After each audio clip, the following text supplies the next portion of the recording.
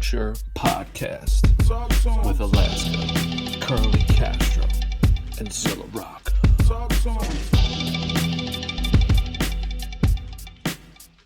America, welcome back to your favorite podcast, Call Out Culture. Today I'm your host, I'm Alaska. I'm here with Curly Castro, also known as Alchemist's best friend. I'm also here with Zilla Rocca. Yeah. And we have a very, very, very special guest in the house today, making, I believe, his second appearance, if I'm not mistaken. Two-time champ. We'll take that. Feels good. Mr. BREEZE BREWIN. Look at What's this. up, y'all? He's back. Call He's it out of also me. Curly Castro's best friend. Yeah, everybody in Curly rap is Castro, Castro's best Curly friend. Castro's best friend, BREEZE BREWIN, is here. I mean, I got appreciate it, jokes. but dang, y'all just passing out my friendships. They Them got joints is wild cheap. jokes up there. Them joints like 50-cent sodas and stuff. Yo, you Castro's friend, you go to the store, buy yourself 50-cent soda, he'll take care of you. Jeez. Now I'm out here trying to do quality works, man. Quality works. That's a new T-shirt. Just get a blank T-shirt. I'm Castro's friend. A silhouette of Castro's head, and it just says Curly Castro's friend. I'm trying to maximize schedule, Friend. Joe. Y'all don't know what this weekend was like, bro. I'm wiped, Joe. I could love it. imagine.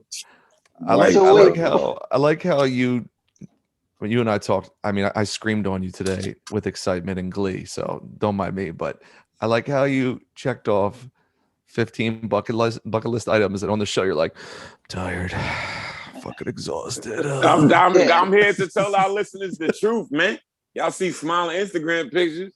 Yo, you know what happened today? Railroad back and forth. Dude, I'm tired. I'm reading my son the Marvel 5-minute bedtime stories, and there's a whole kerfuffle in Central Park where Thanos shows up to fight all the Avengers.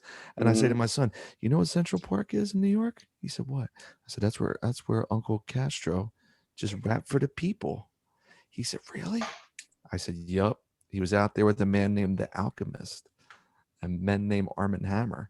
And then he said, "Turn the page." Cool. He didn't really care, but I kept telling him in the book, this is all real. He was like, is Uncle Castro Thanos? No, he said, "Daddy, why don't you go?" He said, "Is Uncle Castro getting paid?" That's what he said. Is he getting paid? I said, yes. Then my son said, "Why don't you do that to get paid?" I said, "I do. I don't rap for free." He's always this kid is always in my damn pockets. Well, he's just on a quest to get as many quarters as he can to go to Target. So he can go buy toys. He said he can buy toys. Target mission. Gotta hustle. Yeah, he's a hustler, man. So but no, Alaska, were you about to ask me something? I was just gonna say, give us a quick recap of the weekend, man. It was a big weekend. Let the people know what we're talking about. Oh, Jesus Christ. Okay, so so everybody know I stay out in Philadelphia, but I had a bunch of stuff to do in New York this weekend. Are you from Brooklyn? I originally am from Brooklyn. Oh, good. Okay, good. I hadn't heard that yet. Shut up. Starting off, so Saturday got with the Artur, Mike Dunstcat, Petro, and we shot a video with the illustrious one, BREEZE BREWIN. Castro's best friend. That was me. Me and my man run around Dumbo. Look, run around Dumbo, remembering Dumbo being like seedy drug deals and missing bodies in the stroll. Farragut. You know what I'm saying? Farragut like, previously, when I shot the Prince Among Thieves video, it was not like that. Ooh. So that's the other circular thing. That's where they shot the Prince Amongst Thieves, if you remember that face-off scene. Oh, wow. Yeah, we shot the same block. Yep. We was on the same block. So he was like, wow. So we was like, revisiting fucking the Holy Ghost. You feel me? And then I was like 30 pounds heavier than them. So. You got shot because you're not. Who's there? Yeah. And hard right. Wow. Same block. That's one of my favorite verses. That was the crazy part. Because he looked around, BREEZE was like, "Yo, this is where we shot the joint." Wow. Prince Amongst Thieves. I was like, "Get out of here." Dude, they got to put one of those like historical big metal things they put on. Oh yeah, those metal little plaques. And this here day, 1999, BREEZE BREWIN and Prince Paul filmed the video. That's crazy. Wow. So then Sunday we get to the pièce de résistance, which is Arm and Hammer was able to procure the summer stage show. Summer stage for a backwards like showcase with them at the center. And we were Shrapnel was fortunate enough to be featured within that. And then we're talking about Murderers Row. Kayana was there, Fielder was there, Akat Solo was there, Fatboy Sharif was there, Gang was there. And of course, the champions, Unify the Belts, Billy Woods and Elusive really just tore it down, and me and Prem had a little appearance. And I did a verse from Haram on there. And it was just, I'm just speechless because, you've been rocking with your peoples for a while, and to see it all culminate. So like 10 rows of people outside on a Sunday night.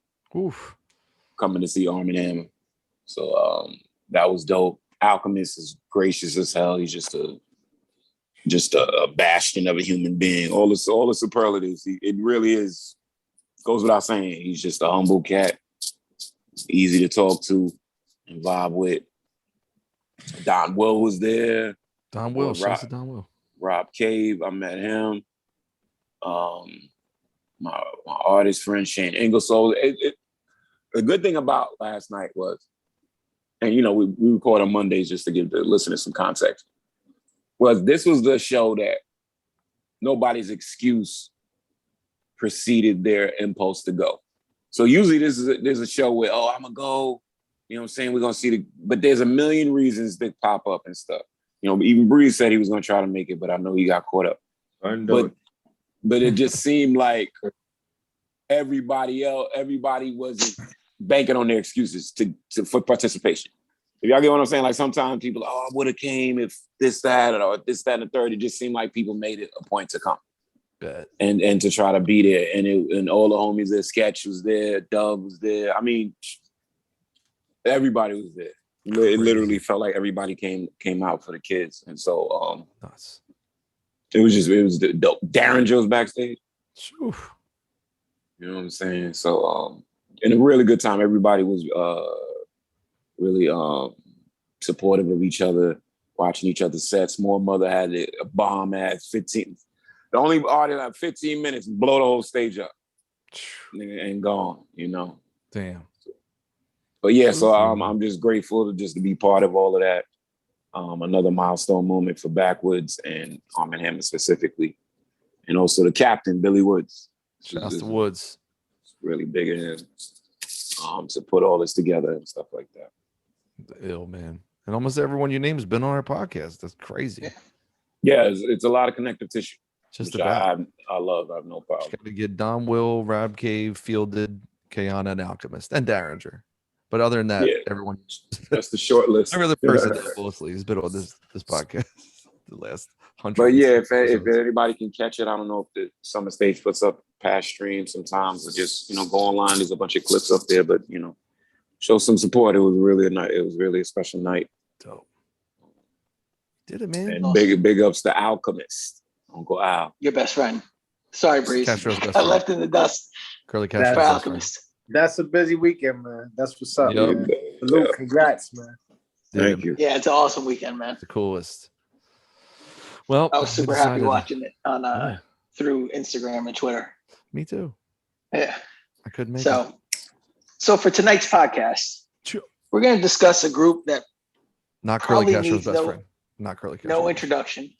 Although I think that they don't get talked about nearly enough in the mix of great groups of all time. No, not enough.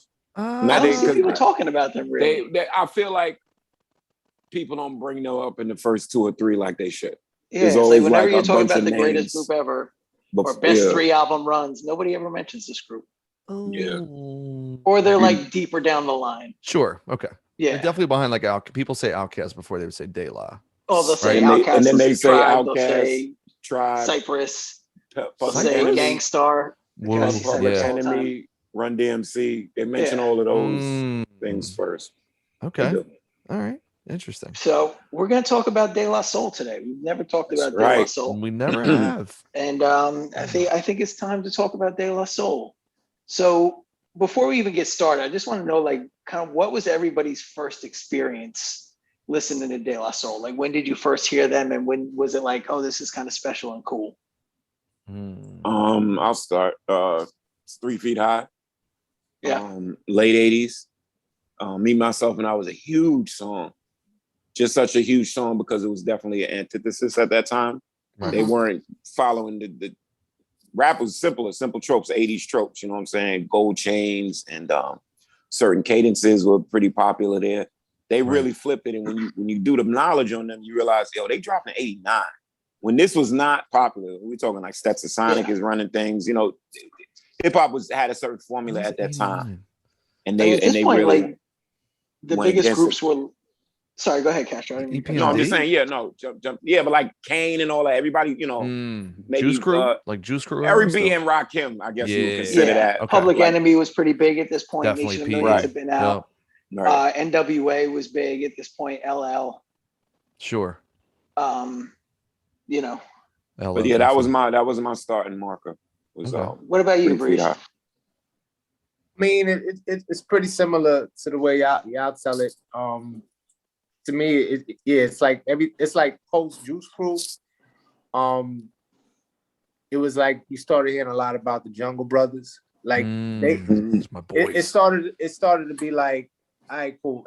Juice Crew ran the world, and then being from the Bronx, then Chris and them ran the world. Yes.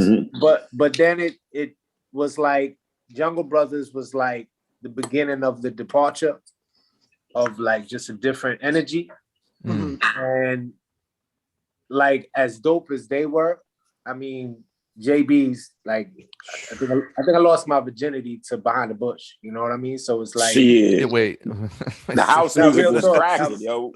That is the most hip hop thing I've ever heard. Breeze Brewin lose. I think I lost my virginity to Behind. Well, the first time no music was on, but then the first time I had music playing. Okay, fair enough. So it was the second time. It was Behind the Bush was and I'm Gonna Do You was on the same tape. So they had that energy, and then De La just kind of snuck in like right with them, but it was so different. Like it was so different than the JBs, because to me the JBs were a huge departure. They were the cats, the first cats that you had a rocking medallion. It was pretty much it was the JBs. Cats might say X-Clan or whatever, but nah, it was the JBs, because it was like, they were the dudes who had like the urban application to it, like putting it on as a hood, as a piece of hoodwear, as opposed to like X-Clan was very theatrical and like the full regalia, but they weren't catching, they weren't catching the six string. Not the average dude. It wasn't you know what I mean? So can I ask? What about Jeff? Where was he in that mix? Because he was around the same time too, right? And he was rocking medallions. Yeah, he was. But there was certain people that were more like Black Power with it, as opposed to it being. Let me ask y'all real quick, and Breeze, you can answer first. Did anybody draw a through line from like Houdini to De La? Just the 3-man setup and the lighthearted material. I feel like Houdini was just way more like polished and dancey. But I'm the youngest person, so that's just me like looking back. I don't know. That's actually I could see that. You feel what I'm saying? Yeah, I could see that. Definitely. The setup and just the topics, I never thought of it at the time, but I could definitely see that. I mean, I even think in a certain level, I think there's elements to Run DMC, because Mace was so he was so instrumental in who they were. So like I think they took parts of that, and I don't know, like cats might want to consider them that they're not that much older than us. At least they're not that much older than me. But a lot of these cats had a much better. Like I didn't have too many like Cold Crush tapes. Like honestly, like my brothers did, my cousins did, but De La and them, they was up on that. Right, and they were our age in high school. They were high school age when they, exactly. Yeah. So they had those tapes and they had that knowledge, and it's like I think that like between that and you look at Paul's influence, so they had like such a strong like their foundation was really embedded with like early hip hop, but then they still took elements of the stuff that was definitely our foundational shit like Houdini and shit like Run DMC. But and then they just took it elsewhere which is really what made it more exciting. Like when I heard Potholes in My Lawn was my first introduction. And that was like Red Alert playing it. And I just remember like in the scheme of things, like as far as the show, you know, he'd be playing, you know, whatever, you know, the usual stuff, Jungle Brothers and Run DMC and you know, Heavy D, and then he would throw that shit on, and it was like there was really no lead into it, and there was no way to go after it, and that's what made it so dope. Like hearing Potholes in My Lawn for the first time, it was just like, the hell is this shit? Yeah, but it worked, and it stopped you in your tracks, and it was like, yo, it's dope, but there were no connectors.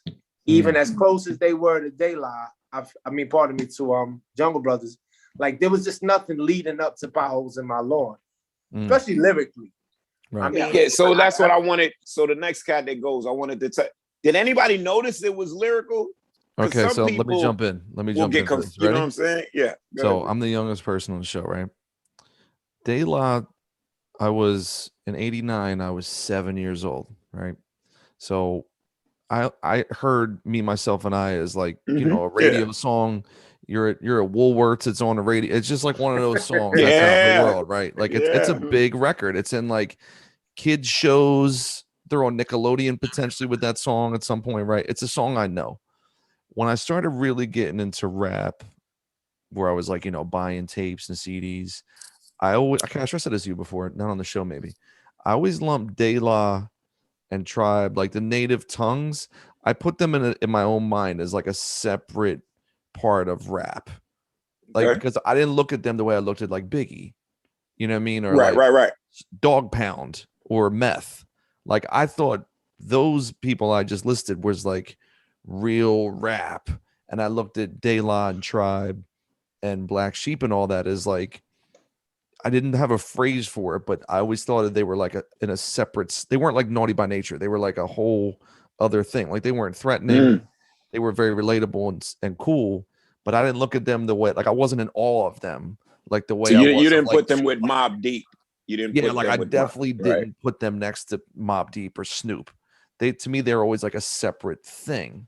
And I never said they were like hippies or date. I never thought. I just always looked at them as like, oh, that's a whole other thing on this side, kind of like Young MC, you know what I mean, or like Tone Loc or Digital Underground. Like they kind of do something that to me isn't as, you know, like intimidating or as like awe-inspiring. I guess because it didn't have the edge to it. You didn't have that edge for you, right? Because the biggest stuff, like we said, Cypress, even like House of Pain, was like an edge to it, and these dudes didn't have that.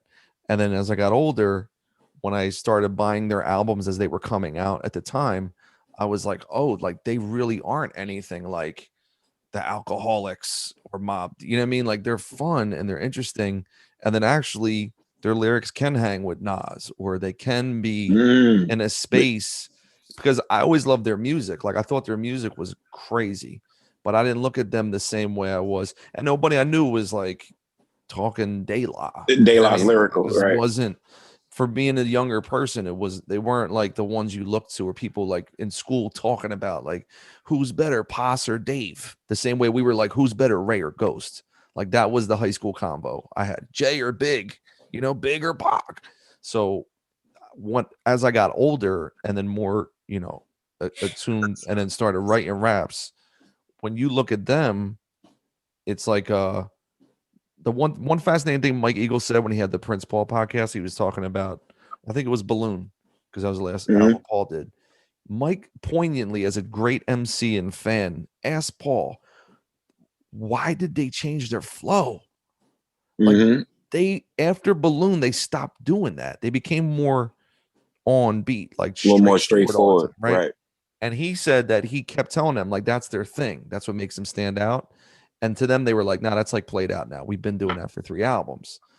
But when you go back to it now, you're just like, "Yo, you still don't know like where things end, where they." I think certain things don't rhyme. Certain things just sit there. Certain they had things a talent of scrambling what I would call like grammar rules. Yeah. So like verb, subject, predicate, right? Right.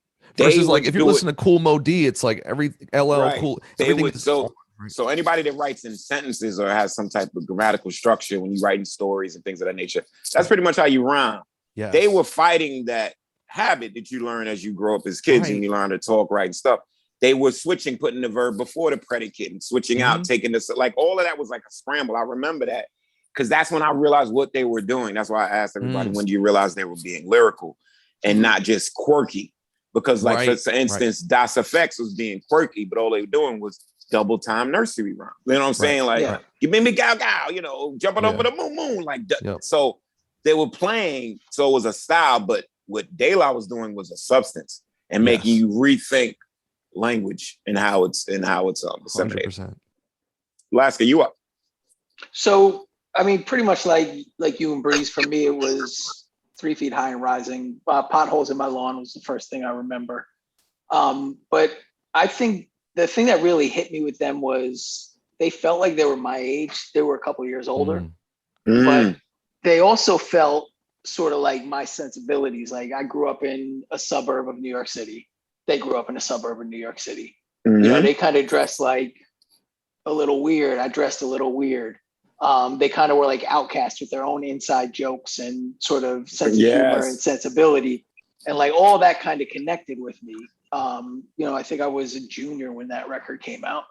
And so like, for me, it was like, it felt like somebody I could have known making a rap record. Whereas it never really, like Special Ed might've felt like that a little bit because he was super young. But some of the other hardcore borough MCs, they weren't, you know, like a person. Big Daddy Kane or LL Cool J or Run like DMC. Slick Rick. Slick Rick is not even Slick Rick. Know, right? Yeah, like that's something that, like, you know, an 18-year-old kid, not 18, I guess 16-year-old kid who was like a late bloomer, you know, just hitting puberty in like his junior year, couldn't really relate to. I couldn't like. You're not like, swinging F's in the backseat. Like that could be an aspirational thing, right? But De La Soul kind of like felt like me. Yeah, exactly. It was like, so I was like, all right, I got it. Like the same sense of humor. You know, they sampled like pop music that I remember growing up. Like they sampled, you know, Hall & Oates. They sampled Steely Dan, shit like that. So it's like, it kind of was like more in my lived experience than this sort of like past experience that a lot of us as hip hop fans have. Like, you know, we fall in love with this old music through the rap music we listen to, but this is music that I already knew and didn't have to fall. Like it was very familiar to me. So it was like, it was easier to grab onto, I think. I feel you on the personal relation. I felt like that with like a few years later with LONS. Because now I'm behind you. So I'm in high school now. And they're in high school. You know what I'm saying? So it's just like, I know the PTA. My mom's going there today. So yeah. Yeah, you know the sob story. Yes. So, all right. So, I mean, I think we all kind of agree, like, there's a definitive first wave of De La records, right? It's 3 Feet High. Right. De La's Dead, Balloon Mind State, and probably Stakes is High. Okay. That's Stakes, like, we're including Stakes in the first wave. Yeah, okay. I would include Stakes in the first wave. Okay. But you don't like Stakes. Me? Yeah, don't you hate Stakes? Yo, I've had a big turnaround on Stakes in the last really? year or so. This is why, yo, Breeze. Yeah. This is controversial. Wait. I never hated it. Flex bomb right here. No. Stop. Yeah. All right. He didn't hate it, but you noticed the style change. And and you didn't like them abandoning what we're doing on Balloon to do this new thing on Stakes. Because Stakes were, I think, them pushing their chips to the middle of the table, right? Like, hey, we're here too. We're not just the quirky, weird. We some MCs. Sure. And we're gonna show. That's what I felt Stakes was. Like we some MCs and we putting our stake in the ground. Right. Y'all don't think that happened earlier though with Dead? I felt like De La Soul is Dead, like that was the beginning of that process. Yes, I agree. I think it was too. Sorry, go ahead, Breeze. I didn't mean to cut you off. Yeah, no, it's all good. It's just I hear what Castro's saying, but to me, like when Dead came out, I mean, I love 3 Feet High. I'm not, you know, I'm taking nothing away from that, and it still has a special place in my heart. But to me, De La Soul is Dead was just like, I mean, it was powerful. It was definitely a ballsy. statement. It was a statement, and it had those joints on there that, like, I mean, Afro Connections, a high five, man, just like screaming at motherfuckers, and you know, and it was the old style, but it was that De La style that they had introduced, the 3 feet high, but the subject matter in the joint, like oodles or O's, like, you know. Oh, jeez. Yeah, this joint, like, I remember it was just harder because they are street, like they're suburban. Right. All to suburbs prove, are not created equally in New York. No. Yes. So I mean, we just saw it with the Locks. You know, Yonkers is a suburb. Right. And if you go to Wyandanch, you go to, you know, Uniondale, or you go to New Rochelle, or you go to New Rochelle, or you go to Yonkers, or you go, you know, to Mount Vernon. It feels like a big block. Like those towns are just a big ass block, and like the continuity that they have, it allows them. It becomes this interesting petri dish. But make no mistake, they will punch you in the face, and they made that and they made that clear. Yep. With Dead. Because they were like, all right, cool, Tommy boy, you were right, it worked. Like Daisies, I got you. Makes sense. Making dollars, it makes sense. But when it got to Dead, I'm sure somebody at Tommy Boy was like, yo, what can we do with this? And they were like, yo, you do whatever the fuck you want. This is who we are. This is who we are right now, yeah. And it came out in that manner. I think that there were ripple effects from that eventually, like maybe, that might have, kept moving into Stakes. But I think it started. I'm pretty sure there's some, I might have came across an article or two where it was like akin to like a little career suicide, because the Daisy Age stuff was so successful. Right. And then, the marketing execs, they get, they start salivating, oh man, hippies and flowers, and we could, and this is so anti, the gangster rap and death row isms of the time. We got this thing rolling that's unique. And Daylight, and I think it was maybe Plug 3 was the most adamant about it. Like, look, we ain't no chumps. Like, I don't got a flower in my hair. Yeah. And I think y'all are punch in the face. y'all are taking the creative license a little too far. And I noticed a little later on, but like how PM Dawn was seen with the light clothing planets stuff as well. The same thing happened with Diggable Planets. Yes, good point. Ish is the illest, bro. That's the crazy. But I remember when Dead came out, I remember them being interviewed and saying that like people thought they were punks. So like people were always stepping to them because they thought they were soft. So it was like they had to fight all the time.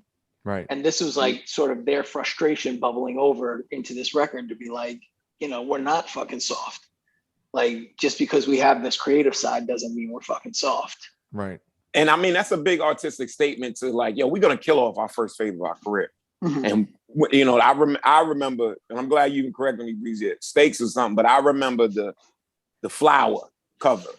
And it was just a flower pot, but it seemed so sad and sullen. Like this was a heavy image, even though it's just a cracked flower pot. Like they were going there, and definitely they went there with the tracks, biddies in the BK Lounge. Just Oodles of O's, man. Shit. Yeah. Millie pulled a pistol. Millie pulled a pistol. So you know what else hit me about that record, y'all? So I was into comic books that came with 12 inches. So like you would get a Spider-Man comic book. The book was as big as a 12-inch because the record was in there. You play the record and you hear the doom sound, and that means you turn the page to go along with the dialogue, and they're acting out what you're reading, and it's a bigger medium. And I love comics, but I love this big like vinyl size one. And then when I heard Daylight on Dead, them doing that with the little insert, boom, and they took that skit thing to a whole nother, like skits one thing, but narratives were another. And that's where, so they would have those going on, as well as the obscure, like there was way more vocal samples and little snippets from jazz records and things of that nature. All that was in that pot. So hell yeah, yes, I'm with you on that. I have a theory about Dead, and like I don't love Dead, honestly. Like I feel like there's too much going on with it. Like, I you know, agree. there's moments where there's like back-to-back skits. Lot of skits. I feel like De La Soul is Dead is the bridge that they needed to take to get to Balloon Mind State. Because Balloon is a lot thinner.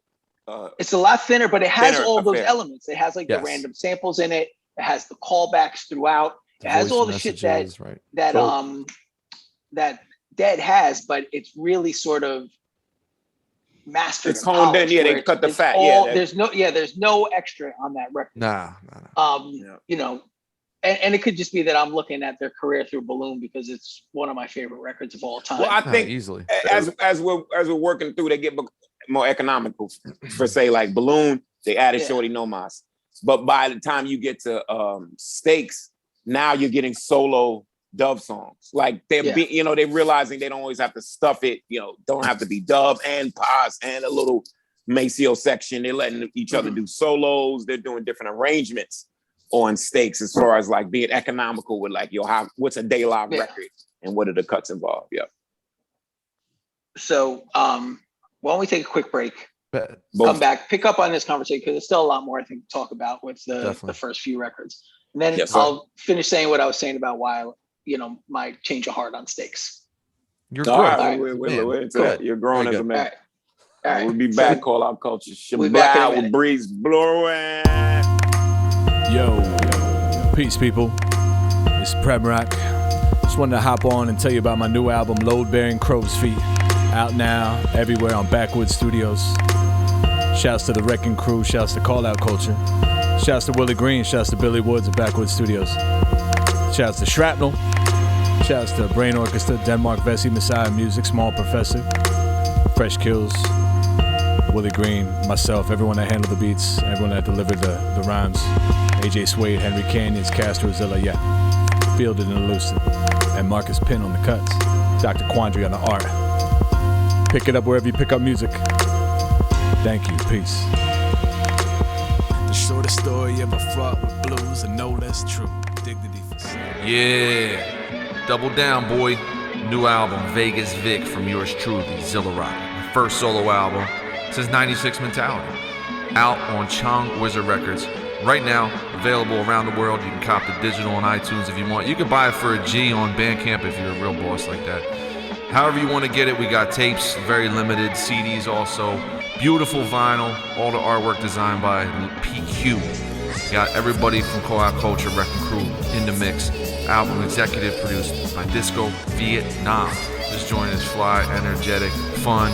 Roulette tables popping, free drinks all night with the cherry in there. Whatever you want to get, we're doubling down. We're going to get in the car. We're riding out to America's Playground. Vegas Vic, Zilla Rock, a new album, out. And we're back. So basically to pick up on what changed with Stakes is High. So as I've mentioned, when Stakes is High came out, I was like in my super underground rap nerd phase. Like if it wasn't a hissy cassette of something I taped off a stretch of Bobbito, I didn't want to listen to it. Mm-hmm. So you were swimming in the women, clearly. It was nothing but women. Shake them off that jacket. Snobbery. Yeah. I mean, the shows I went to, there were so many women. And they were all dating the 7 rappers on the bill. They were all pretty there. much, and then the rest of us were dudes. But you know, dudes, like, I mean, that's the time that I discovered the Juggaknots. It's the time I discovered Company Flow, like Natural Resources, Natural Elements, like all those groups that were just like killing it on the Stretch and Bob scene. And I kind of wrote that record off. I was like, yeah, this is just like everything else that's out right now. Because there was like a sort of, there was the commercial level of music, and then there was a layer underneath that was like the anti-commercial level. Like like Keith the Murray Roots had stuff. like Keith Murray, but also the Roots had like what they do. Like it just kind of all felt like the same there. Like it didn't really, it felt like a reaction to something rather than being its own thing. Right. Okay, So good point. At that time, like I didn't really like it. And I was like, this kind of dull. And I've checked it over like through the years. I was like, it's not hitting me. But I listened to it like at the beginning of this year and I was like, fuck, this is a good record. I don't know why I slept on it so hard. I mean, I've listened to it quite a bit this year. Like I've really grown. Stakes is High was also the time of the music video. Yeah. So always remember what videos would drop and what they would do. And the Stakes is High video was incredible. The cameos, the playing the basketball. It reminded me of my high school. The It's So Easy video. That's what you're thinking. No, about. but let's bear with me. I'm gonna get to that too. Oh, okay.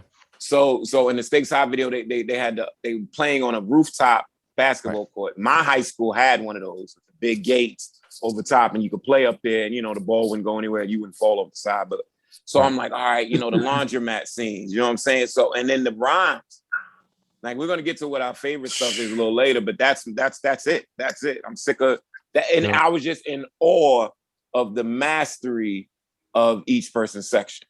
Because when Dub wanted to go on a run, he wanted to run. I'm sick of. When Paz wanted to drop, Emilio has more rights than my people. Like there was so much heavy weight to that. Well, they put that quote on the inner tray of the CD. Yes. When you popped it open, and that font, they had that daylight font. Right. Yes. So that was a big move. So then It's So Easy drops again. Another video moment. Like if you don't get the album immediately, you might still be getting bombarded by the video or Rap City or whatever may have you, any countdowns. And It's So Easy, there's a million things. But that's my full love affair with Daylight is the emergence of Dr. Amma, Dub. So Stakes is High, I think, is his watershed moment. And that's when I loved the group, when I realized this is my favorite guy. Everybody was into Paz. Okay, it's almost similar to the Cannibal Ox dichotomy of you were lured in by Vasta's wit and his voice, but then when you went into the trenches, you noticed the nuclear weapons were being held by Vort. And Paz was very enticing. Paz, the news to me was like, that old cartoon trope, the smoke coming off the pie, and it turns into fingers, and it grabs your nose, and it lures you in. Very alluring, very much a MC you wanted to be like, oh, I want to rap like him, But Dub especially after Balloon. After Balloon. Oh my God. Right, with I Am I Be. Break it down, bro. Shaking hands with many devils in the industry. Come on. Yeah, that's for that verse. The structure on that verse. And he takes a shot at Jungle Brothers. You know what I mean? Native Tongues, Jungle Brothers on the run. I'm like, oh. The shit on what song is it? Is it the one where he's like, fuck being hard, pasta noose is complicated. Oh yeah, that's on Stakes. That's on Stakes. No, that's on Balloon. Fuck being hard, pasta noose is complicated. Yeah, it's the shit with Stakes. I thought it was on Stakes. No, I was just listening to it today. I was actually taking the notes. Okay, but scary because Shorty Nomas is on the song. Shorty Nomas is on that verse. Yeah, yes, definitely. Is that I Am I Be? What's the other? It's not I Am. There's right another after one. I Am I Be. Tree or something like that. The tree. The what's it called? It's the stick of bush. Stick of bush. Yeah. Probably stick of bush. Yeah. In the bush. Yeah.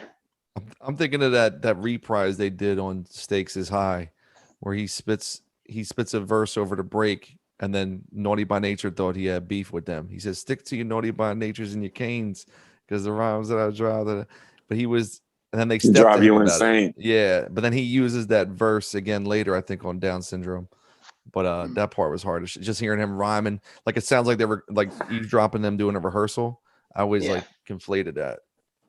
Yeah, Stakes. They were rhyming at such a high level. It's interesting when people realize, oh, they're rhyming at a high level. It was something like that because, again, gimmick rhyming was around, and people could easily just slide them into that category. You know what it reminds me of, dude? It reminds me of like the early Timbaland wave when he was doing the R&B, right? Okay. When he was doing like Genuine and like Aaliyah and all of that. Silk? And right? No, I don't think he was doing Silk, but when you at the beginning of like the Timbaland sound, like Pony is a massive song, dude. Big song. Right? And that's him. And then even when he did, like the Are You That Somebody shit for Aaliyah, and like the early Missy, like he was changing the entire approach to drum production and pockets, like from a production standpoint. But the songs were so big and played everywhere, and then Missy's like hopping and dancing. You're not really sitting back being like, I've never heard some shit like this in my entire life. This is like alien shit. What is this? Because it just gets you until you go to sit down and make a beat, and you're like, how do you do that? How do I make a beat like Are You That Somebody? Burn, burn, burn, burn, burn, burn, burn, burn, burn, burn, burn, burn, burn. It's like if you're a rapper and you're trying to rap like Dove, how do you do that? You know what I mean? Like he starts singing, then he starts chanting, then his things don't match, and then he's saying something real direct. No, we need to ask the one of the masters. It's crazy right now. Breeze as a flow master, and he just acts like this is just how I always rap. What are you talking about? Yeah, whatever. Get out. I'm straightforward. A, B, C, C, D. That's my flow. Y'all know it. So no, but like, would you study them? Did you realize early on? Because so what got you about their lyrical? It's more the arrangement. I'm not necessarily talking about what they picked to talk about, but how they talked about it. Right. I mean, they were good at like stretching out the scheme. So instead of having it be like AA, it would be like, like A, B, C, and then A would pop in there, and then C and then B, but it would still hit. It would, or then A would come back. Like I used to like try to like do the rhyme scheme for some of their verses. Nasty. And it'd be like, nah, but it feels like it's not rhyming here. Oh, but it did rhyme there. And it's just like that little subtlety. And I always thought they were brave for doing that because it's like, you want to make sure it hits. But to them, it was like, nah, it's going to hit a little differently. And I always felt like they would, like they were just always slanted. Like, and even if it wasn't slant rhyme, it was like a slant pattern. And if it wasn't they've had moments of directness, but I like the inference shit. I like yeah. Talking around something. Like, swing is the is of my step. Like how you were saying before, like manipulating like the grammar and the parts of speech. Like that's the coolest fucking line. Like what the hell is that? I remember that shit coming on and I was like, damn, that's some next level pimpery shit right there. Swing is the is of my step. Plug to the gut. On gets by when it's kept 3 miles to my strut. I was like, what the fuck is he doing? This nigga right here. Yes, God. You know what I mean? For real. I think the bravery is there because the blueprint and the imprint is so strong. Like, everybody wants to rap like Kane. That's power, when them lines hit. Everybody wants to that rhyme. Slickness, right? But who I was thinking, yeah. As we talk about like influences, they give it up. Like they're huge Ultra fans. Oh yeah. Shout out Ultra. And if there is any line to connect, like Critical Beatdown found its way to 3 feet. And it's and it's not just Keith. It's said G2. It's like right. Keith is the most one we know, but it's all of yes. I'm with you. And I feel like they took what Ultra was doing and had the music because Ultra beats were just so damn hard that I feel like De La decided like, yo, we're gonna kind of like freak the flows, but the music will almost accompany it in a different manner. And I feel like that's like one of the improvements. Not that they were trying to improve. I'm not saying they bit off nobody. I'm just saying the influence, you can make the connection. But musically, they decided like, hey, let's try to make sure that, our soundtrack is as original and as different as our flows. But as far as different flows, it's like Tila Rock, Ultra, and then it finds its way to De La. But they made the whole, they made the curtain match the drapes as far as the beats and the rhymes with that same energy. Yeah. Coming with that Prince Paul. And they coming even off got Stat. Ego Tripping too on Balloon. Exactly. That's take the growth off of Ultra. And that joint is crazy. Shorty know my like that was a big thing, them trying to incorporate. I love when when a group brings somebody in a little later, accept consequence. They really mastered textures on that record though. Like they did that a lot. Like throughout that whole record, the way they used like voices and different things throughout, it's really like a masterwork. And something I don't know why I never noticed this before, but today listening to what was it, I Be Blowing? Like that shit's amazing, but it's basically a prelude to IMIB. Yes. I never like put that together until today. Yes.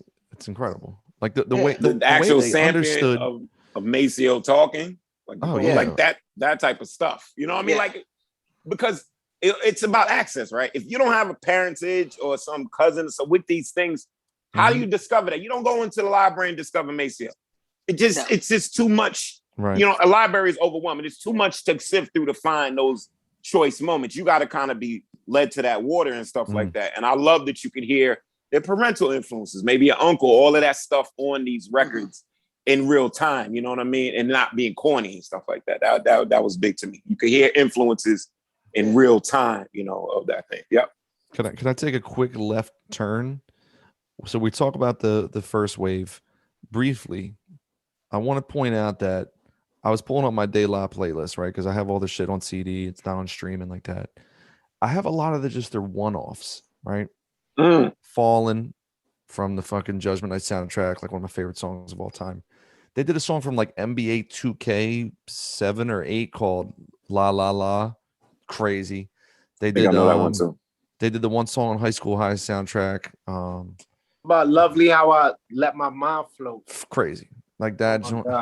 The joint on Prince Among Thieves about them like booking flights. It's all about being dealers. Oh, when they were more than you know. More than you know. That joint is more fire. than you know. Like they're talking about selling drugs, but it's like the nicest, happiest shit in the world. They were wearing sweaters in the video. Yeah, they're like in an alleyway being like, you want to catch a flight. Like they're doing that. And then they have the joint with DJ Honda, Trouble in the Water. It's like one of my favorite records of all time. It's just them talking about growing up in Long Island. They definitely put effort into the one-offs. Right. Like that's they weren't like just everything they did. Everything was solid. It wasn't like, well, these are the 4 that didn't make the album. Right. Someone's coming with a soundtrack. Here's 10 grand. Here's some bullshit we didn't. Y'all really remember need. that joint that was on a 12-inch, a rare 12-inch with them and Tribe? And they were all going kind of back and forth. I can't remember the name of it, but you could look it up. It's like it's literally on a 12-inch. It's like these De La gems, and it's them and Tribe. And they literally going back. It's called. I don't know. The one something. from High School High is called "I Can't Call It." I can't call it. It's from the Stakes Is High era. Then they had this other joint. Buddy's a one-off. Buddy's a one-off. That was on what? That's on Dead. It's on Dead.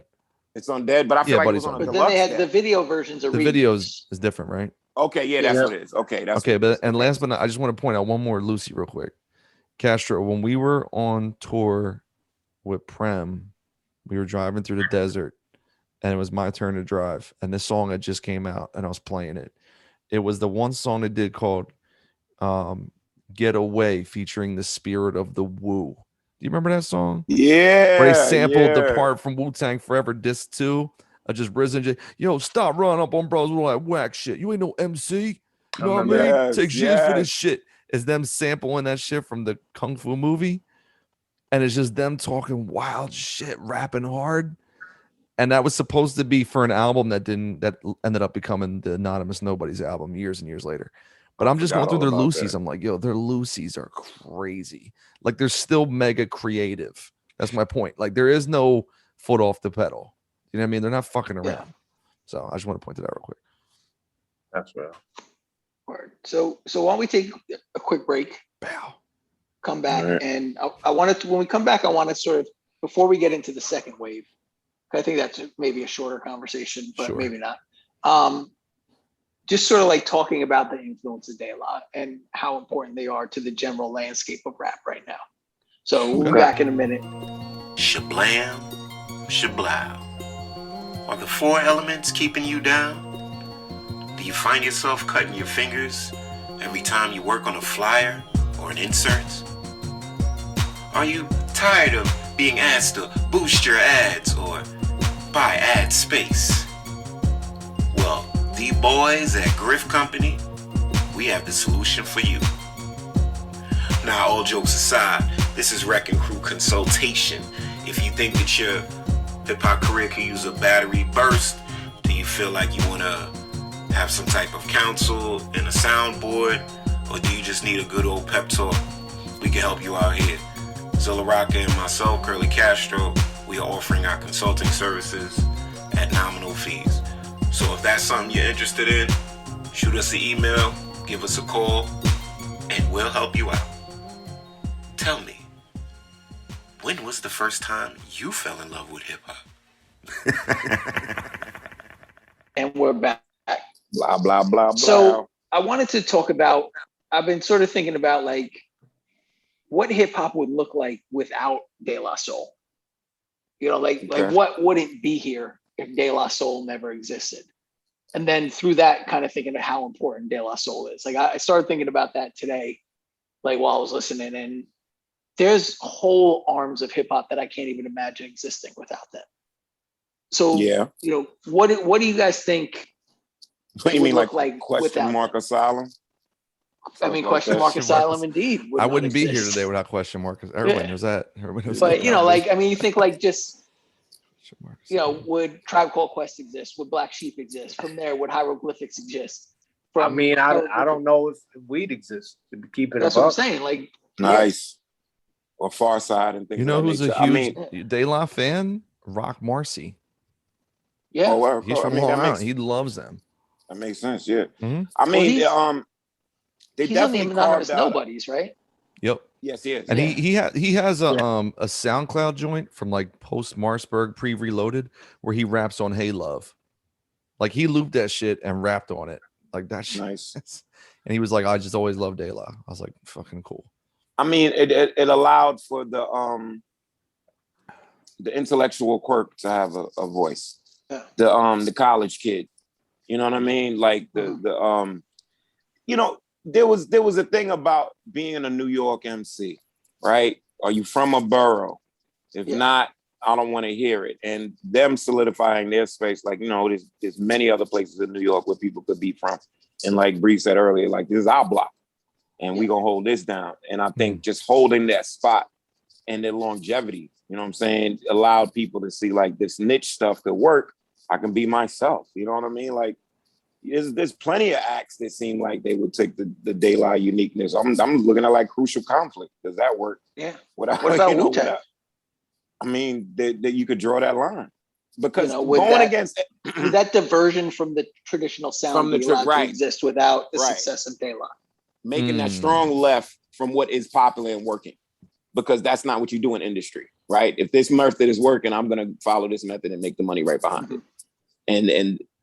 And also, like, to me, sometimes it's funny because when you think of groups of that nature, of De La like that, there also is the relationship with the label, even though we kind of hate on Tommy Boy now, because they have to have the bravery to put out the act too. When all the other acts that are making money is doing this, that, and the third, here's our act in the basement, you know, and the furniture's nailed to the ceiling. You know what I'm saying? Like it's upside down. So how do we back that up?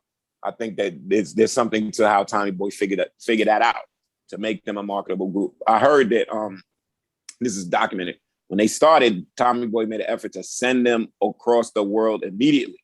Like they were on some international stuff off the first record, just touring and playing, just showing their wares to people in person, as opposed to people trying to figure out and decode this record in the UK on their own, you know, with sparse hip hop shows and dialogue other than written.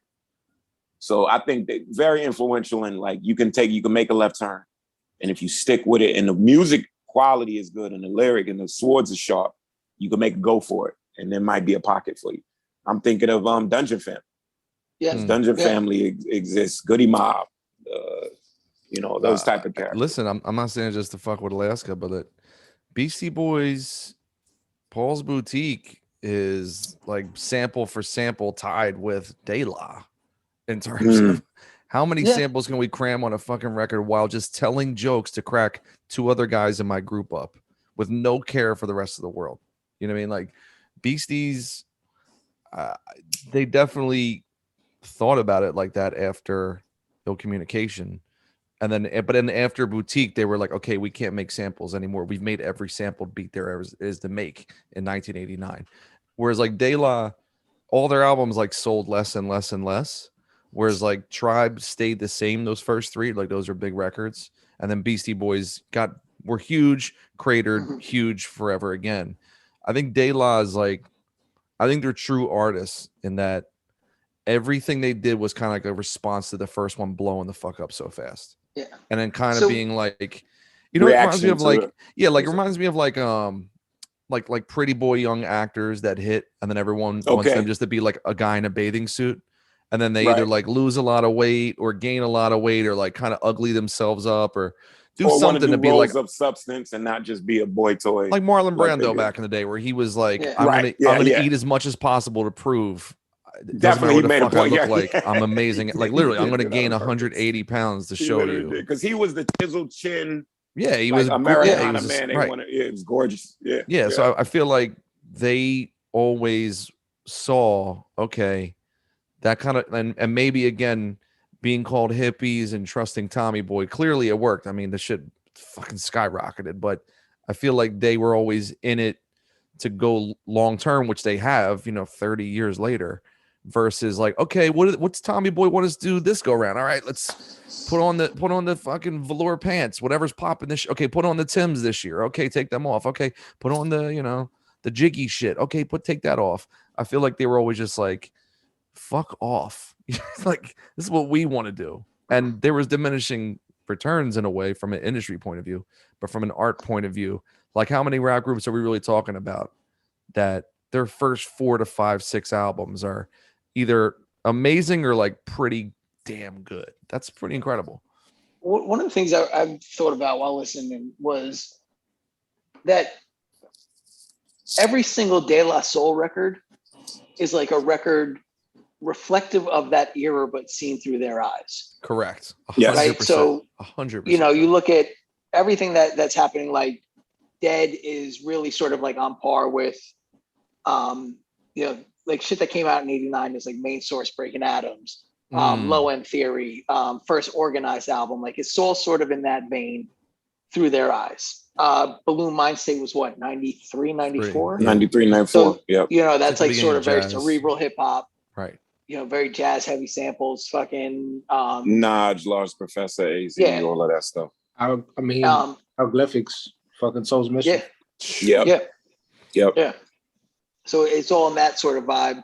Then Stakes is High is like, we kind of talked, it's like the reaction to the industry shit that's going on. Yeah, the Jay-Z. And then Jay-Z stuff and all of that. Yeah, and then Grind Date is like really just like everything bad about that era is in that record. But then there's a lot of good in that record too. But there's like a lot of shitty like I think like they sound in there. I think that album, they like the producers on the album and the guests like Ghostface and I gotta say this, like no disrespect. The later era a lot of Super Dave West. I'm not a Super Dave West guy. I'm sorry. All right, I will attest. You have to kind of be in the Dave West because he does do a lot of. He's all over Mosaic Dump. He's all over Bionics. Yeah, I mean AOI. I'm not into it. He had some bangers on there. Dave had some shit on AOI. I like AOI. I think AOI is kind of underrated with the second push. Yeah, I like the albums for sure. I don't really get him still. I don't get it. But there was but hold on, I want to pick up on Breeze saying there was some disconnect with the marketing as to how AOI was pushed, even compared to all of their records. There was something missing. Like it sounded like I felt it was like some executive just handling it because it seemed like the art was intricate.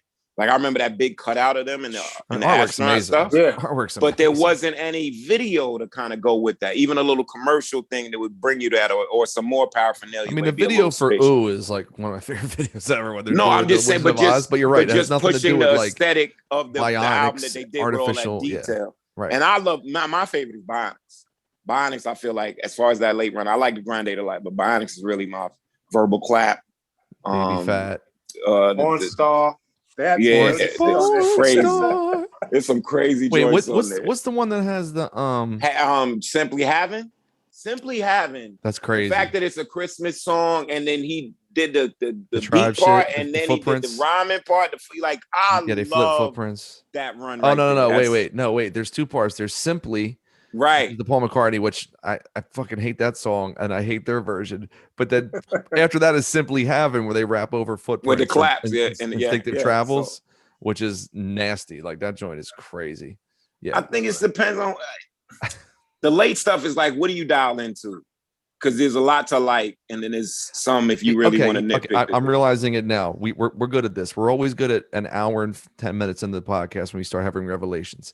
I don't like Super Dave West's style from that time because that is the Rockwilder run in hip hop. Okay. And he's making like De La Rockwilder beats. And we talked about in the J episode where like Rockwilder has, you know, throw your hands up to, you know, 12 a.m. on the way to the club. Like he has that beat, but then the rest of his beats are like digital farts and like bloop bleeps. They're kind of like, they're like Timbaland, like some of the blackout versions. stuff that he did. Some of the yeah, blackout like stuff I don't, like that. you know, like I like the Rockwilder intro of the Rockwilder beat for Red and Meth, but the beat, right? But then after like it's just always like a farting tuba. Like his shit always has like muffled. It's like what someone. It's like when you watch movies from the 80s and you see what they think the future is going to look like, where everything is like big screens and clunky shit. And it's like they didn't think like Steve Jobs would come along and make everything like minimal and small. Like Rockwilder's like, this is what beats sound like in the future. And so they don't. That. So let's like talk about the that. Super Dave West shit is like the knockoff Rockwilder sound from that time, which is a huge style. That's what I'm saying. So then let's move on to like the non-rinse nobody and what the choices they made. Oh wait, so, I want to hear what the last one to say about Grind Date first. That album sucks. it has that's the last guy. There's trust some really good songs. I'm joking. There's some Shopping really Bags good songs is fire. With Madlib and verbal claps on there. With Dilla. No, there's some. I'm joking. There's some good songs on there, but there's some really bad fucking songs on there too. Agreed. What Jake One song? though, Rock Cocaine Flow, bro, changed the world. What's the bad one? The one with Ghostface is amazing. What's a bad one? Yeah. Church with Spike Lee, produced by Church Ninth is Wonder. amazing. I love Church actually. Wait, what's the one? The Preacher. There's like a preacher on there. Is it that one? It's Church, I think. Yeah. Oh, I don't like that one. No, you're wrong. That's terrible. No, Days of Our Lives is pretty awful. It's like that. Shopping bags. Cool. Anytime you get a group talking about shopping bags. Shopping bags. She weighs down her arm. That joint is great. That's that Madlib shit. You're bugging. Horrible. Oh, and then they got she got like from you. You hate hooks. That's your problem. You hate hooks. Like Dave really comes off on that record. Like that. Like to me, I think Dave comes off on that record. Yeah. Oh, but yo, De La. Wait. Ghostface had beef with them. Did you know that? I don't know. He murdered them on their own record. Because they didn't, his flow falls off. They didn't line him up. And he still murdered. And then he heard it and he was like, yo, you fucked me up. Like, what are you doing? And he had problems with them off of that song. You know what I mean? Because and this was when Ghost was on fire too. But yeah, that's like peak era Ghost. And when he said, he's like, what's he say? Girls, you can meet me in my OJ or whatever he says. Yeah. He's the shit. I really don't like that record. That shit is the production really more than anything. It's Super Dave West is in the mix again. He's got 4 or 5 joints. Yeah, a lot. He did half the album, and then it's Madlib, Jake One, Ninth. I'm looking at the credits now. Yeah, I like Super Dave, but see, Super Dave, like he's doing like, okay, by this point it's 04. This is the Kanye era. He's doing like his version of like soul shit or whatever. Yeah, then they're also doing like a lot of just like shitty like Triton beats too. Yeah, I'm trying to think. This is like post Neptunes. So that's why I wanted to talk about Nobody, because that's them taking full reins of the production again. Nobody's really good. I hate this album. I like that record a lot. I like Nobody. I think that sample phobic shit is real though, man. Like I think PTSD and it's like you talking to this one lawyer, you talking to that one's lawyer, you can't get no placements, and you fucking Daylock. Like and they got really raked over the coals on 3 Feet High and Rising. Yeah, there was lawsuits. So yeah, Breeze, I feel you on that. Yeah. So to them, a song is not just a song. It's like, yo, where's the sample from? Like that has to be talked about because that has been such a thorn in our side in our career. So them even doing the that joint stuff. The joint Mace did for me. Like I was like, yo, Mace, there's a sample on it, but nobody cares about me. Are you cool? And you have one on the Yeah, on your solo joint. Yeah, hell yeah. Mace produced the joint, and I was like, I was worried because of the sample, because I mean, they a target, but true. But he's these are real dudes, and he's like, look, whatever happens, we deal with it. And I ain't think I ruffled enough feathers to make it matter, but the fact that he was just like, look, it is what it is. It's a good song. Let's just let it ride. But when you think about Nobodies, and it's like, all right, cool, we gonna get these, session musicians, and we're gonna Right. do it like, you know what I mean? Like I get it, and I think they pulled it off. You know, I think like, you know, royalty capes and like this. Oh yeah, that was nice. The 2 Chainz joint. I think the album is joint. crazy. I just don't like that. To me, they get outshined on every song. Like someone else to me sticks out more than them. It's the first album where I'm kind of like checking it for the guests and the beats more than De La. That's my only issue with it, really. So I don't. Well, this is the song they have that what's the joint with the dragon girl? The dragon Little group? Dragon. Oh, Little Dragon, yeah. Oh, So that's a big song. But the ill. song, I will say that on that song, the song is half Lil Dragon, half De La, as opposed to like a collab type thing because of the way they sequence it. Like Rock Marcy goes crazy on Spit Kicker joint. I think it's worth the shit with Usher is worth really us cool. revisit. I think it's worth revisiting because I will say this: when it came to Nobodies, I was hoping for little what I thought were De La moments with them sampling other people, and I should have seen the whole thing as a De La moment. You know, I'm sitting there trying to find little pieces of Break of Dawn or whatever may have you in the Anonymous Nobody as far as what they were producing, and I can't look at it like that. So I definitely think it seems like I'm gonna I'll say revisit this. it. Okay, I'm gonna revisit it under the scope of this is not a De La rap album to hear those dudes rap and phrase things and talk about shit the way we've been expressing, which makes them godly. This album is De La as producers making a production album. Yes. It's like De La presents all the people we wanted to. It's kind of like a Handsome Boy Modeling School type of record. Like we got all the beats. We're gonna call on all these motherfuckers that we like to be on it. It's not really about us. It's about presenting the project, right? So it's not so. Piece. You know what I mean? It's rather than like, oh, we're gonna get busy and hang with Rock Marcy because he's the hottest out right now. Like we're not gonna hang with Rock Marcy. We're not gonna hang with 2 Chainz, who's got the most fire verse. Period. It's like we're gonna get 2 Chainz on our music. Like he's gonna rock on our beats that we made.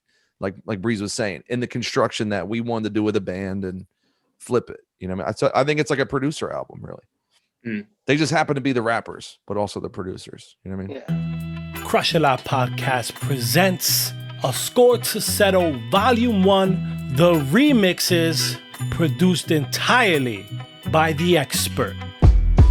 Featuring the juggernauts of the underground scene, Riggs, Mooch, Mav, Smooth, B.A. Bad, Bub Styles, Lord Juco, A-Sun Eastwood, Fast Life, Adonis, D Polo, and more. Go check it out in Bandcamp right now with a special bonus track by Zilla Rocca. Expensive clothes, man, I'm who she chose. That's a feast for crows, cause that's how it goes. My sour highs and my sweet and lows. The winter snows froze the winter rose. Check it out right now. A Score to Settle, the remixes on Bandcamp and DSPs coming soon. Crush A Lot Podcast. Peace. Steel's Kitchen, the new compilation from us, Wrecking Crew. The follow-up to last year's Raheem's Lament, dropping June 4th at wreckingcrew.bandcamp.com. All new joints from Shrapnel, Career Crooks, Cargo Colts. All new solo songs from me, Small Pro, Curly Castro, and Premrock. Alaska's on there. Marcus Pinn's doing cuts all up and then out. Peace. Fresh Kill's got a beat on there. Shouts to Canada. We got Jason Griff on this piece. Stan Ipkiss. Fat Boy Sharif, our very dear friend. Scorsese, rest in peace. He's on there. Yo, man.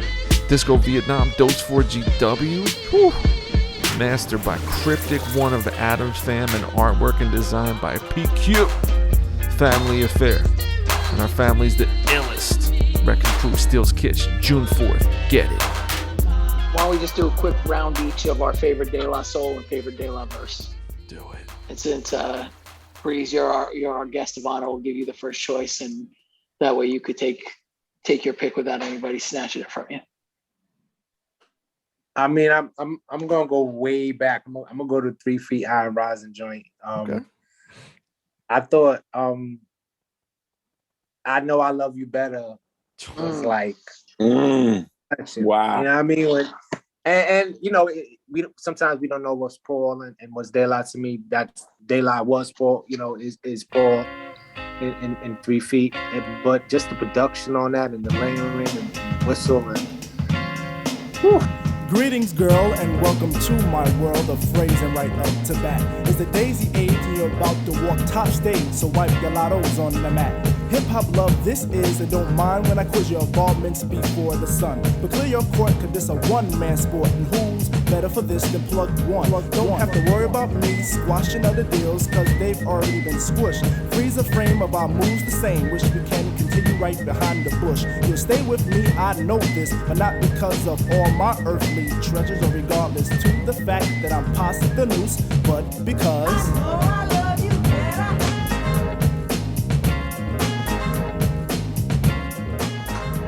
Yeah. And then that pause verse, needle into your groove, and you know what I mean? It's like, fuck out of here. Like when I heard that shit, I was like, yo, it just felt like nothing had been done that poetically, and that harmoniously, production-wise, with still the disparate parts to that point. I remember listening to, I had the joint with one piece of vinyl, and I just remember just playing that shit, pulling it back, playing that shit. And I always thought they were special, but like hearing that song when it came on, it touched different nerves. Still does. And I just feel like it's, there's a lot of amazing shit, but I'm gonna leave the rest for y'all. I know, but I'm gonna claim I know I love you better. I like the way they spelled it. It was just dope. That's fire. Let's go next, Castro. All right, so song wise, I'm gonna have to go with Millie Pulled the Pistol on Santa.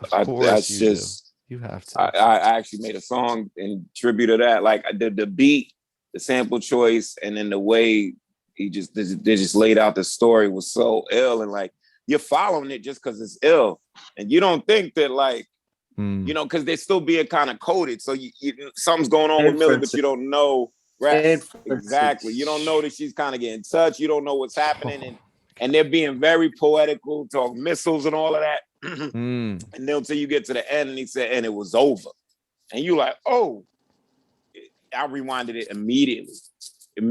I had the that remix. Holy shit!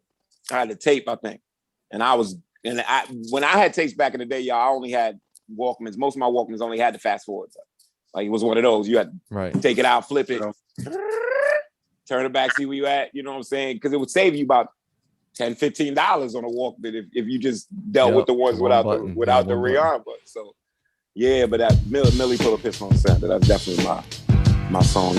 Break of Dawn was up in there. Stakes is High was up in there, but definitely Millie. This is the styling for a title that sounds silly, but nothing silly about the trifling times of Millie. Millie, a Brooklyn queen, originally from Philly, complete with that accent that made us sound hillbilly. Around this time, the slamming drunk was milk is chillin', but even cooler was my social worker Dylan. Yeah, I had a social worker cause I had some trouble. Anyone who riffed on me, I popped it dome like bubbles. He'd bring me to his crib to watch my favorite races. That's how his daughter Millie became one of my favorite faces. She had the curves that make you wanna take chances. I mean, on her man, I love to make advances. I guess her father must have got the same feeling. I mean, actually finding his own daughter Millie appealing. At the time, no one knew, but it was a shame that Millie became a victim of the touchy game. What's your verse? And what about your favorite verse? All right, my favorite verse is Dub, either of Dub's pieces in Stakes is High. I'm sick of swolehead rappers and their sickening rap. Sick, like that's one of the illest runs I think I've ever heard in rap. Like it just is the sicker run. It's this, and he doing the laundry. Come on, man! Like I always love the pause line on that song because it reminds of like a Andre 3000 or like a Biggie line where he says something so simple and vivid. Where he says, "This issue was closed like an elevator door." I'm like, that is timeless shit. No one had ever said that. No one ever said an elevator door in rap. We go to the next floor with this issue is closed like an elevator door. Like, how does this sicker thing start again? I know you're gonna put it in. I'm sick of bitches shaking ass. Sick of slang. Sick of half-ass award shows. Sick of name brand clothes. Sick of R&B bitches over bullshit tracks. Cocaine and crack, which brings sickness to black. Sick of swole head rappers with they sickening raps, claps and gaps, making the whole sick world collapse. The facts are getting sicker, even sicker perhaps. I stick a bush to make a bundle to escape the I think synapse. smiling in public is against the law. Against the law, because love don't get you through life no more. It's simply knowing how you son, and how you getting in, and who's the man holding me, yo, and how was the skins, and how high, yo, what up, high? I heard you out of body. Seems like every man and woman shared a life in John. It ain't organized, mixing crime with life. When he's doing little phrases, it's simply who you know, how you doing. That little phrasing thing, we're putting all of those different New York phrases, agreeing people. Yo, what up, high? That's ill. You got to put both of those sections in. You know, son, drop both. Seems like every man and woman shared a life at John Gotti. That was crazy. That's it right there. That's my joint. That's crazy. Dove sections on Stateside. Yep. All right, that's a good call. Right. Z, what you got? All right, so I didn't start buying De La albums as they were new until Stakes. Okay. So I probably played Stakes the most. But the song I would always go back to the most as I got older was Break It Dawn. Like that was the one I would keep.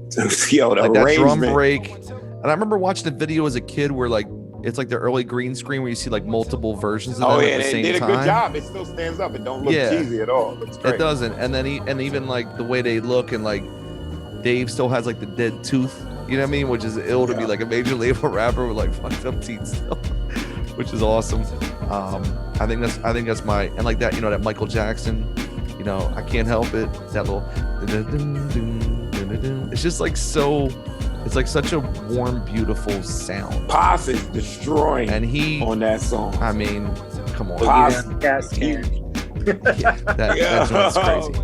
Then you went Boogie Down Cat Scare. Yes, BX. He went in orbit on that. He went in orbit on that. On the mats and shit. I will say this though, my favorite verse, I didn't realize it was my favorite verse until after Biz died. And then I went back and listened to Stone Age off Balloon. Oh, hell yeah. I'm Pasta News Plug Wonder, Plotter, Serenader, cause I got a record. Within the womb, I was naked.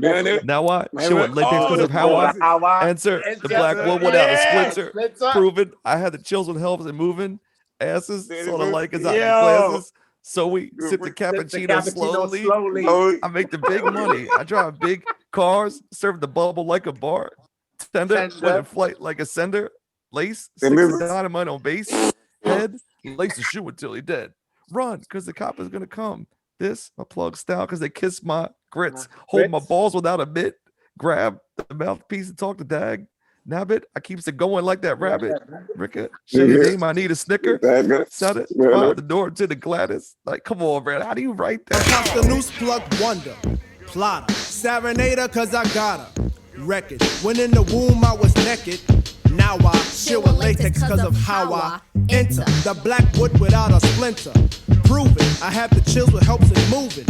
Acid, saw the light cause I got glasses. So we sip the cappuccino slowly. Observation, big money. I drive big car. Serve the bubble like a bar. Tender. That's a choice to make that pause. That shit is fire. That pause is fire. So sip the cappuccino slowly. Come on. Yeah. Wow. And the beat doesn't necessarily tell you to do that. No, like he kind of follows the bass line a little bit. The bass line's like boom, ba doom, ba doom, ba doom, boom. And then he kind of follows it. And then he does that boom, boom. That's his right. And then he keeps bending it. And then he changes rhyme schemes. Then, like, to me, that encapsulates the greatness of Paz. Like, they can kiss my grits, hold my balls without a mitt, grab the mouthpiece to talk to dag, nab it, going like that rabbit, Ricka, Shay and Dave, I need a snicker, satisfy the norm to the Gladys night. My glasses help me see the light. So come on, like, he has to be a person as a young man or a kid who like stared at words on walls and like saw pieces he could bend around. Like you don't freestyle like that. You know what I mean? Like that is a very deliberate way of like how he saw words and saw things he can play with them. Like, and you can't get that not looking at words, whether it's crosswords or cryptograms or Sudokus. Like no one's ever done that except him in the history of fucking rap. Like he's the one. Like even there's one line real quick, and I'll let Alaska do where there's on the one song "Trouble in the Water" where he says it was a matter of promoting decency, but the D and the C fell off, so I sin. Yeah, again and again. Like he broke down phonetically the word decency. It's that etymology game. Yeah, that's what I'm saying. Like you can't do that unless like you're a supreme like visual writer and like looking at words, right? Studying them and thinking about them. Like you have to be obsessed with that shit. So yeah, that's my picks right there. All right, so for my favorite song, I'm probably going Past the Plugs. Past the Plugs. De La Soul's Dead. I just love the whole vibe of that song. I love the style of rhyming on that shit. First P is past. I am known as Pasta News Plug One to the whole race. Rhyme on a tour, smart and mature. Dispatch obscure. Thanks for the mad face. It's like that shit. Just like the whole style of that verse is bonkers. Yeah, because y'all were style. Y'all were style maybe when y'all were doing y'all hanging stuff heavy. So I can see y'all really like.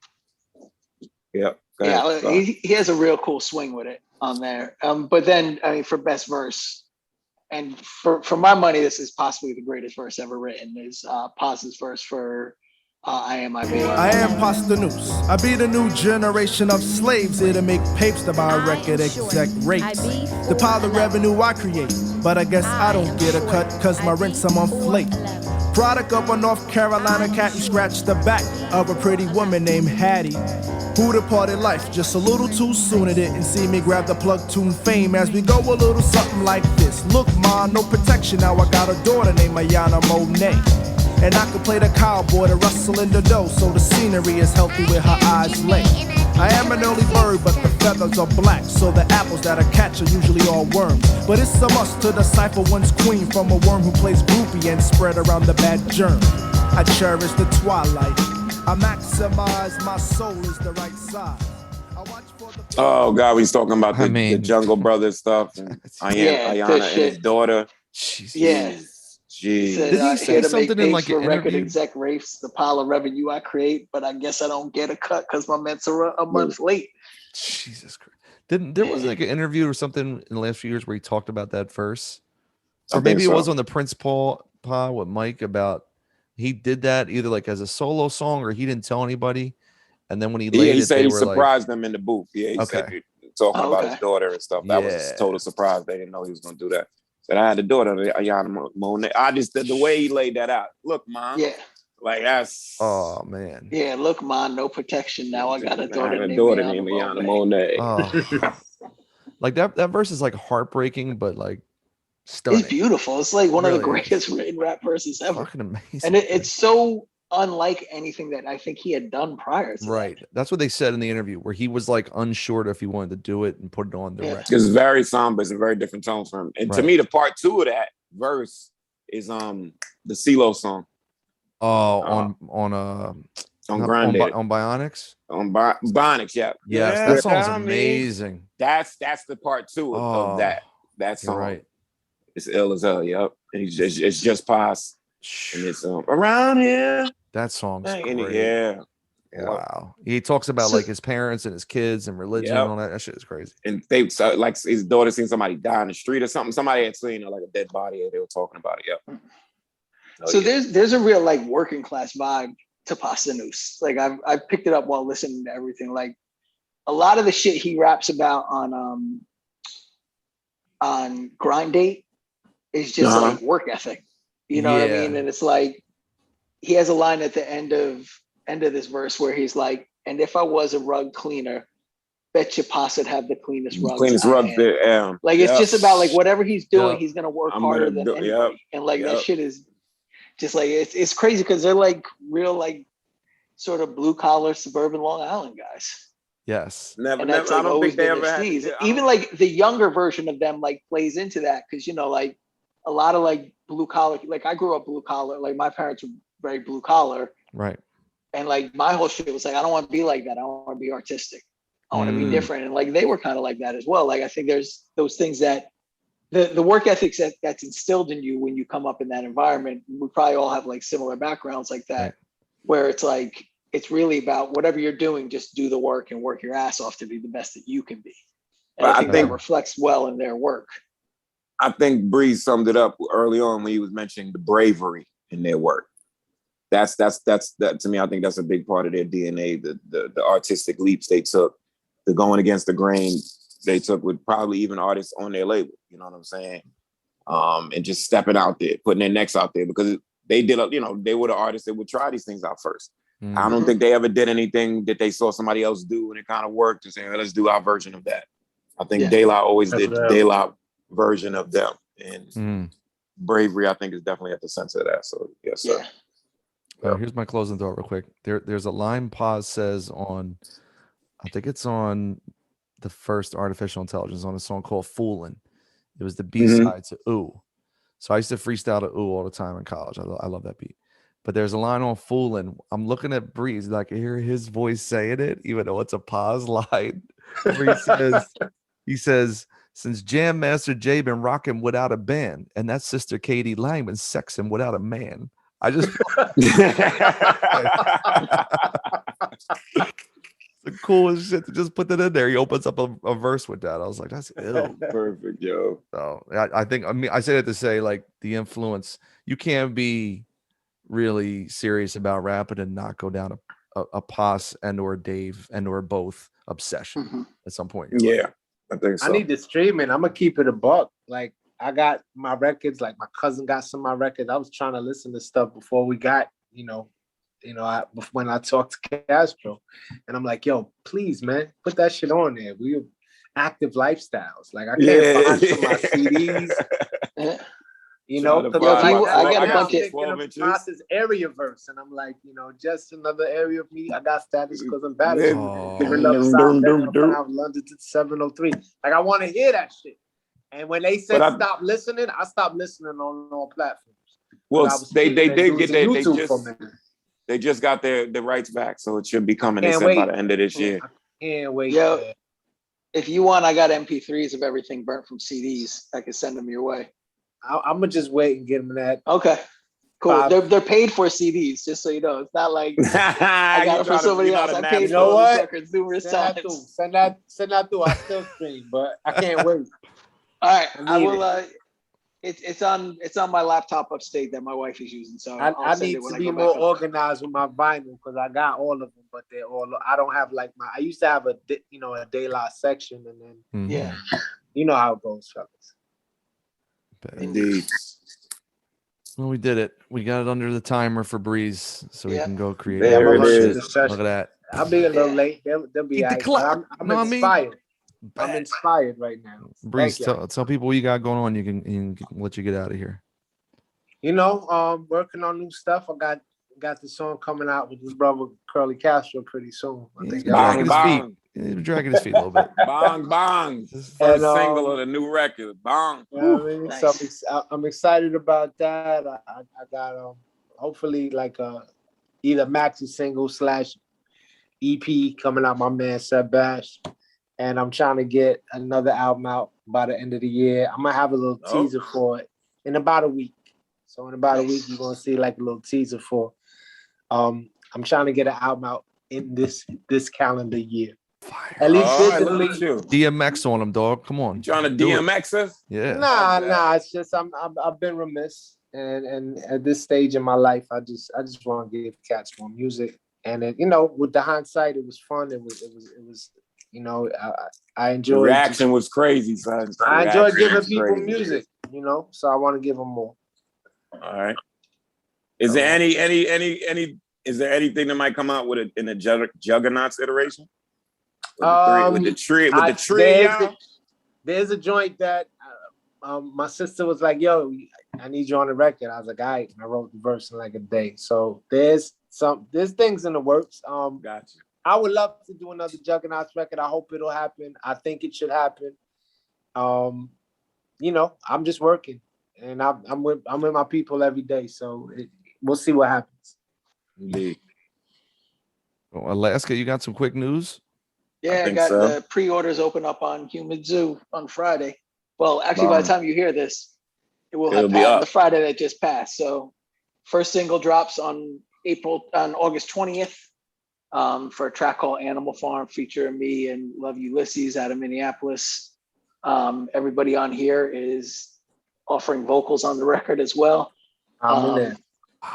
So, you know, I'm really excited for it. I feel like it's a pretty solid record. It drops on September 3rd on Bandcamp Day. Sweet. And we got some cool merch coming too as well. So, you know, it's Subordinate Records always does it right. We got throw pillows. Nice. Throw pillows, sure. Throw pillows. That's what women need. They need the indie rap throw pillows. They love, man, all the pillows that be on the guest bed. bedroom. Look, we're trying to usher indie rap fans into adulthood. Good. All right. Get some soap dispensers, man. Some good ones. You know, get some nice scented soaps. Or what gravy trivets? Boats? Is gravy trivets so you don't next? burn your counter. You know, have gravy boats and I'll have it all. and doilies. We'll have a home line at Target right next to Home Goods. Chip and Joanne Gaines. There you go. I love it. Fixer upper. Castro, what you got, man? Well, Breeze said it. He got to join on my next solo record coming out September. Oh, I forgot. It's 24th? That's what I said, right? Yes. 24th. September 24th. Yeah. December 24th. Still ain't gonna tell y'all the title. Holding on to it. Fucking Mysterio. Other features to blow your brains out. Yep. And some of my best rapping in my career. So agreed. That's just what it is, yo. Bow. And then my new album, Vegas Vic, available on all platforms. The vinyl, CDs, tape. I've been bumping it. Thanks, man. Wow. Look at that. I'm gonna type in my resignation to rap. There it is. Everyone said it's hard. I'm done. Nah, I quit. good shit, though. Good shit for real, bro. Man. I was bumping it yesterday.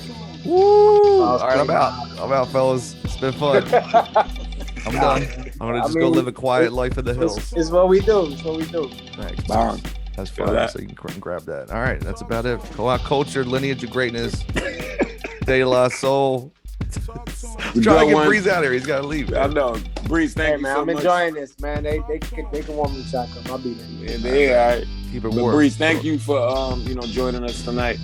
We always appreciate the God. My pleasure, man. And thank you, Breeze. Y'all just keep doing what y'all doing, man. It's good to talk about this shit we love. So, wow. And, I should have a cut of the video in like 2 weeks. Give or take. Perfect. That. All right. You recording with Freddie? Freddie probably gonna end up mastering the joints. Okay. Cool. But I was just gonna say if you were seeing him tonight to say what's up. Yeah, nah. I see Freddie all the time, but I'll pass it on. Cool. All right, my brother. All right, brother. Good. See y'all later. Peace. Peace.